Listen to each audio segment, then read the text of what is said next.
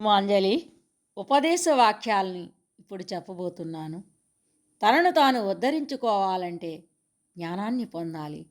శ్రద్ధ గలవాడే జ్ఞానాన్ని పొందుతాడు. లోకములో జ్ఞానముతో సమానమైన పవిత్ర వస్తువు ఏదీ లేదు. శాంతము లేని వానికి సౌఖ్యము లేదు. నాయనా, మంచి పనులు చేసేవాడు ఎన్నటికీ చాడు. ఉదార స్వభావులు ప్రపంచమంతా వాళ్ళ కుటుంబమే. ఉదార చరితానాంతు వసుదైక కుటుంబం అంటారు. మంచివాళ్ళు అందరికీ మేలు కోరుతూ మంచి పనులు చేస్తుంటారు.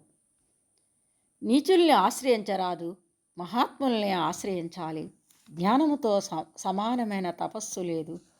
చదువుకోవడములో కానీ బోధించడములో కానీ అలసత్వం అంటే సోమరితనం అనేది ఉండరాదు.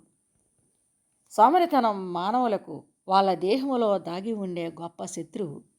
కాబట్టి సోమరితనం అనేది పనికిరాదు. ధన్యవాదం.